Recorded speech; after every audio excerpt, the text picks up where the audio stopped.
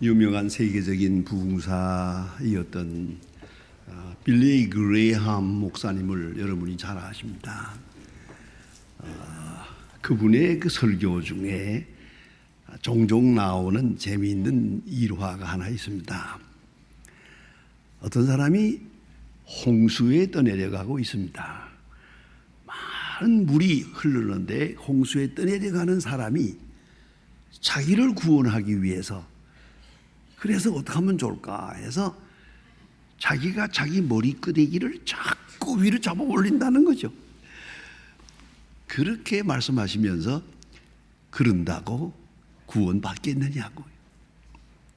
여러분, 홍수에 떠내려가는 사람은 자기의 힘으로서는 구원받을 수가 없습니다.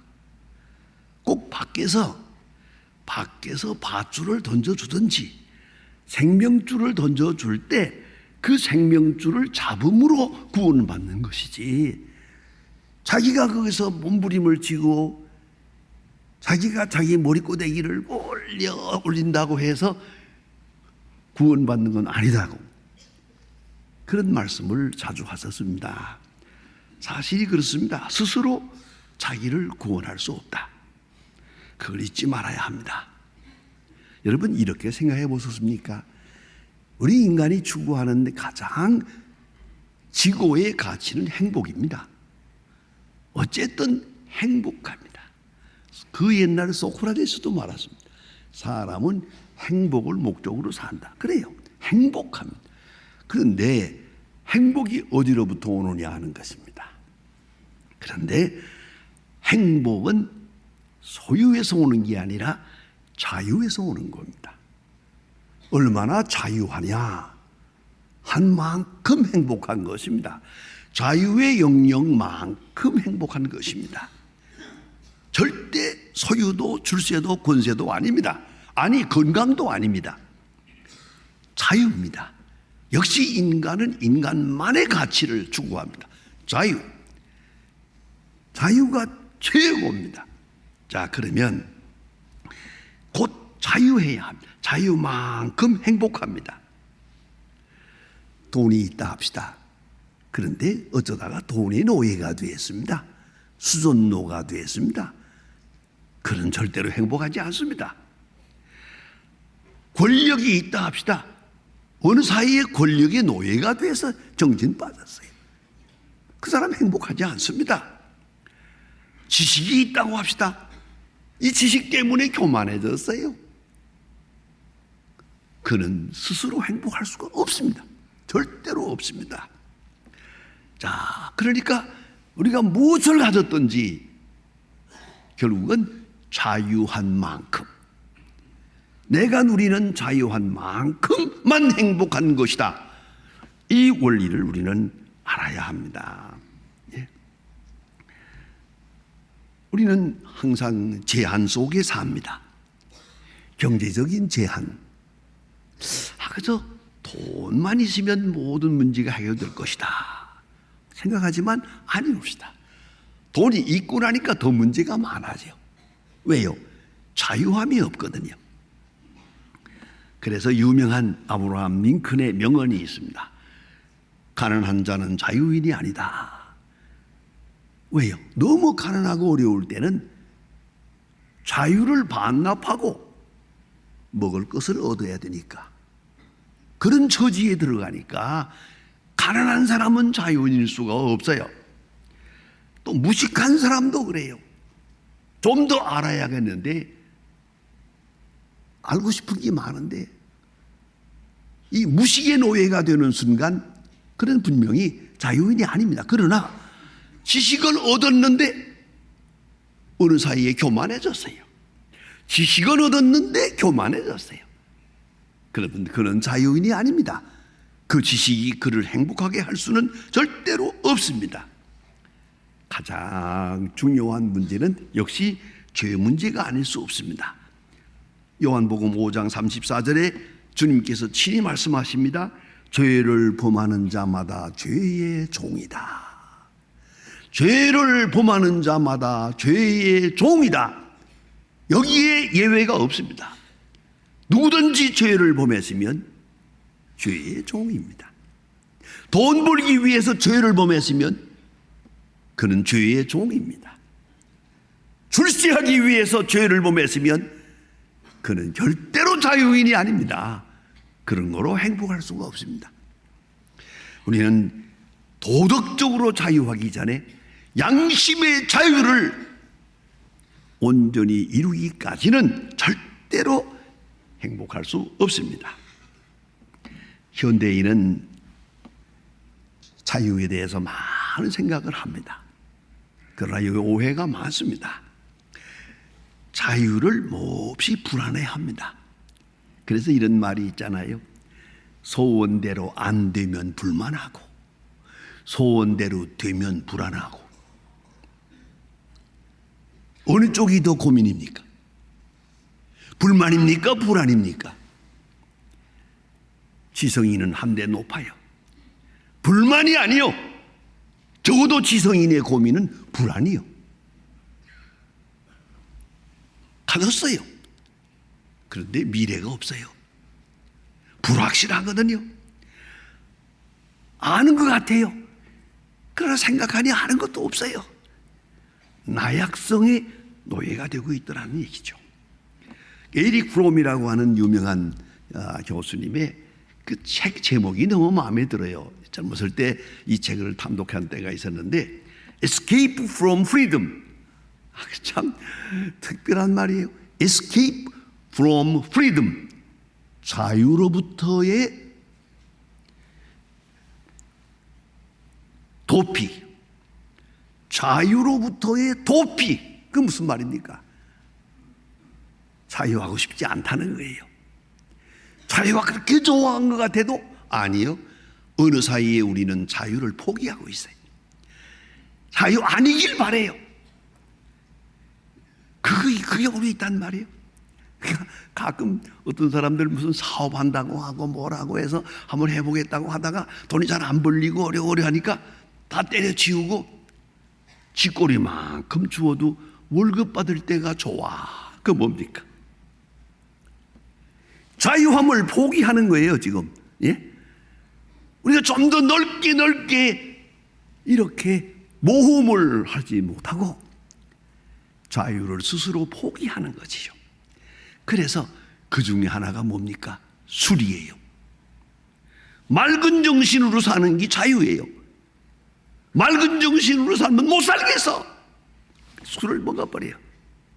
이거는 자유로부터의 도피입니다. 자유를 포기하는 것이죠. 독자성과 자기 자유성을 적극적으로 실현해야 되겠는데 이걸 포기하고 살고 아니요 완전 포기하고 살아버리는 사람, 이게 뭡니까? 만성 자살이요. 살았다고 사는 게 아니요 벌써 죽은 지 오래서. 왜? 자유를 포기했으니까. 이것이 현대인이다 하는 말입니다. 오늘 성경에 우리에게 주시는 귀한 말씀이 있습니다. 그리스도께서 우리를 자유케 하셨다. 중요한 명제입니다. 그리스도께서 우리로 자유케 하셨, 자유를 주셨다. 이게 무슨 말입니까?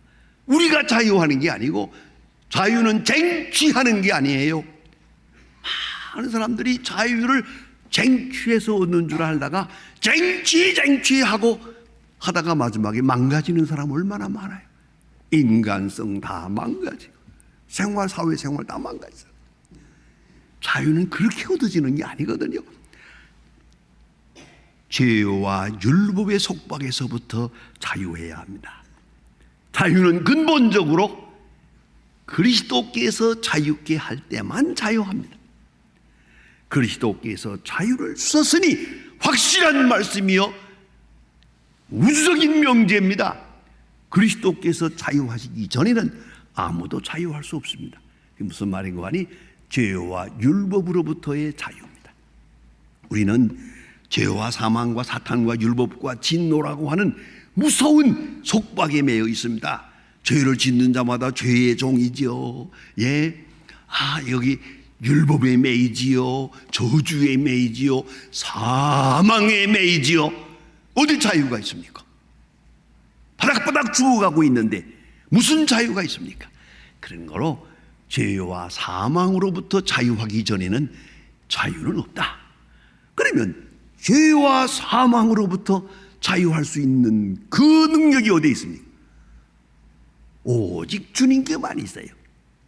내 죄를 사했느니라, 내 죄 사함 받았느니라. 이건 주님만이 하실 수 있는 말씀이에요. 그러므로 우리는 자유할 수 있어요. 요한복음 8장 36절에서 말합니다. 아들이 너희를 자유케 하면 너희가 참으로 자유하리라. 아들이 자유케 하면, 그 쉽게 말하면 내 죄 사함 받았느니라 하실 때 자유할 수 있어요. 이 말씀 외에는 누구도 자유할 수 없다, 그런 말씀이죠. 그런데 문제가 여기 있어요.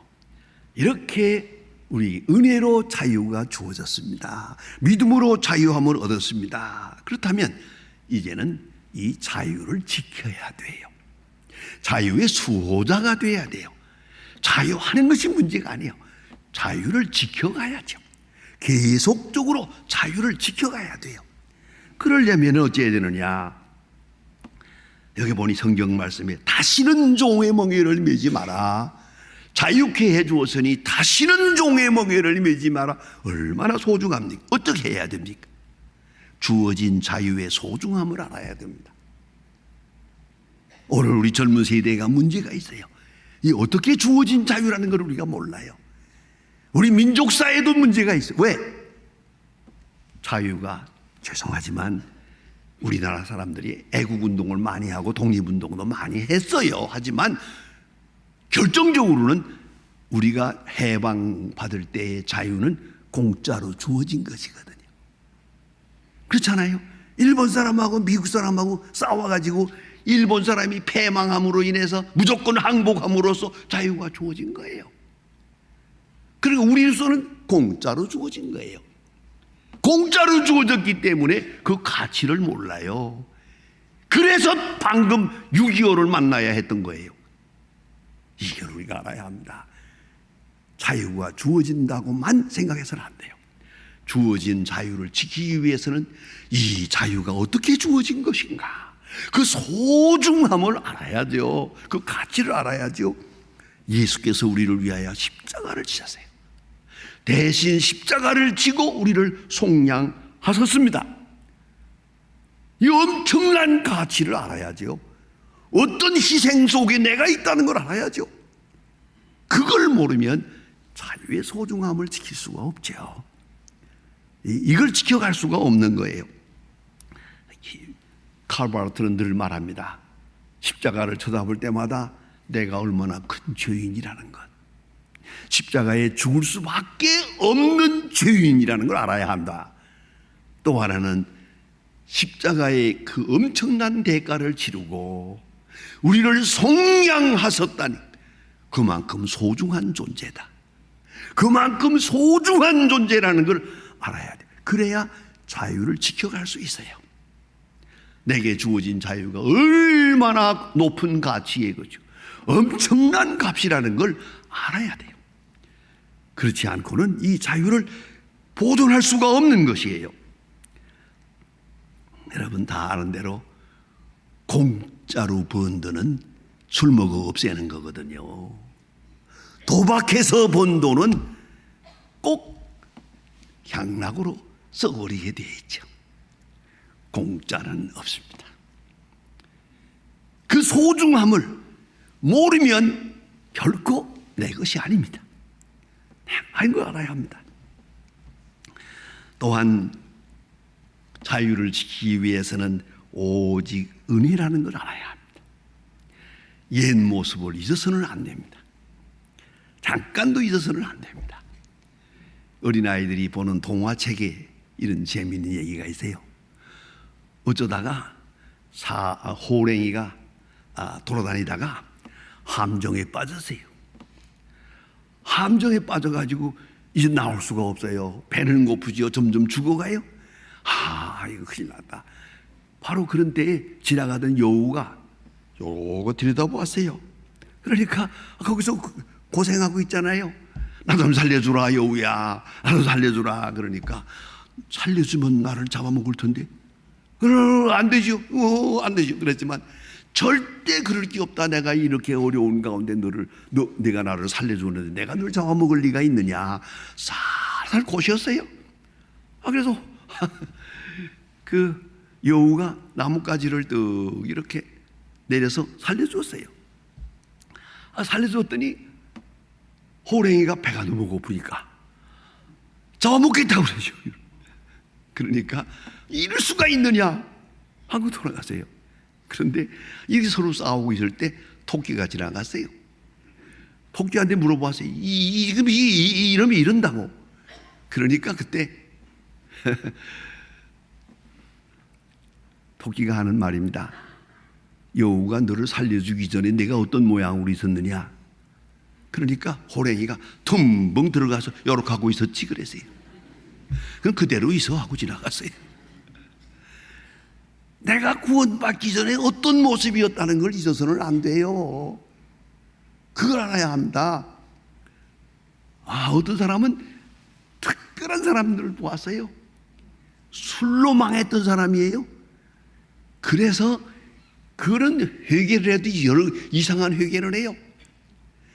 술로 망했던 나를 구원하시고. 왜요? 지금도 생각을 해요. 그때 생각이 너무 비참했어요. 너무 비참했던 그때 모습을 잊지 않고 있어요. 잠시도 잊으면 안 돼요. 얼마나 큰 은혜 가운데 내가 있었다.